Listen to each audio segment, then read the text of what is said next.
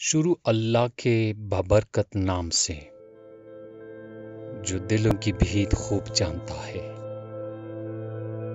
انسان نے اتنی ترقی کر دی ہے کہ اس نے آسمانوں پر اپنا تسلط قائم کیا، سمندروں کو چیرتا رہا۔ اسی انسان نے انٹرنیٹ ایجاد کر کے پوری دنیا کو ایک مٹھی میں بند کر دیا ہے اور پوری دنیا کو ایک گلوبل ولیج کی حیثیت دے دی۔ اور اسی انٹرنیٹ پر ایک اختراع ای میل کا ہے۔ انٹرنیٹ پر ایک اختراع ای میل ہے کہ جو اس وقت ایک اہم چیز ہے۔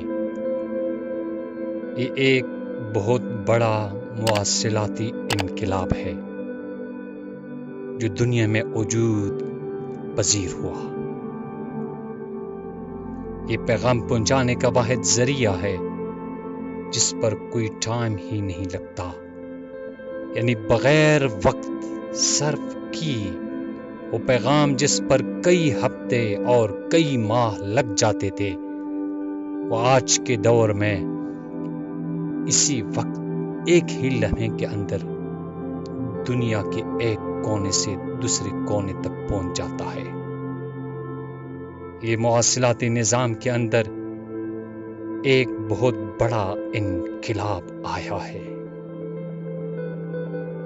آپ اپنے بیڈ سے دوسرے بیڈ پر ای میل کرتے ہیں تو آپ کو یہ جان کر تعجب ہوگا کہ یہ ای میل کہاں سے گزر کر آتا ہے۔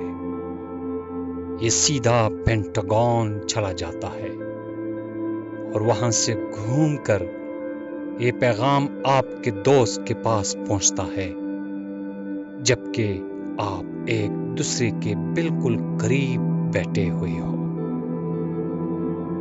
اور اگر یہ ای میل ان کی دلچسپی کا ہے تو پینٹاگون انہوں نے ایک کاپی اس کی خود اپنے پاس محفوظ کر دی ہے۔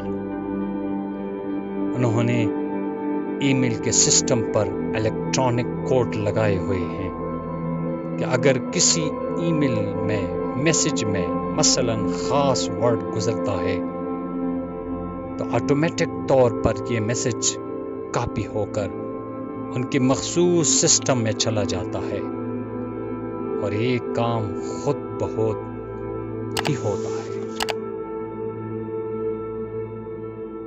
جب آدھی دنیا پر اس سے پہلے روس کی حکومت تھی، روس کا تسلط تھا، تو روسوں نے ایک اختراع ایجاد کی تھی۔ ان کا مقصد یہ تھا کہ دنیا سوچتی کیا ہے۔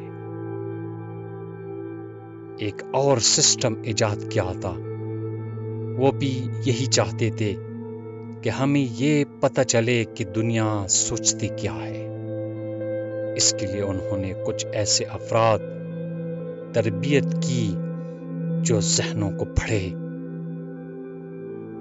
جس کو ذہن خوانی یا ٹھیلی پھیتی کہتے ہیں۔ یہ روسیوں کی اختراع تھی تاکہ اس کا مقابلہ کر سکے، لیکن روسیوں کو کوئی خاطر خواہ کامیابی حاصل نہیں ہوئی۔ لیکن اس کے برعکس امریکہ نے اسی مقصد کے لیے کہ دنیا سوچتی کیا ہے، اس نے ٹیکنالوجی کا سہارا لیا اور وہ اس میں کامیاب بھی ہو گئے۔ ان کا دوسرا ہدف یہ تھا کہ دنیا اس طرح سے سوچے جس طرح سے ہم چاہتے ہیں، یعنی وہ ہماری طرح سوچے جو ہم سوچتے ہیں، جبکہ برطانویہ سوچنے کا موقع ہی نہیں دیتے تھے۔ وہ کہتے تھے کہ ہم نے تمہارے لیے سوچا ہوا ہے، تمہیں اپنے لیے کچھ بھی سوچنے کی ضرورت نہیں ہے، بلکہ اگر کوئی سوچتا تھا تو اس کو سزا دیتے تھے اور کہتے تھے کہ تمہیں سوچنے کا حق کس نے دیا ہے۔ لیکن امریکہ کا منصوبہ یہ ہے کہ لوگ خود سوچے اور فکر کرے، لیکن اسی طرح سوچے جس طرح ہم چاہتے ہیں۔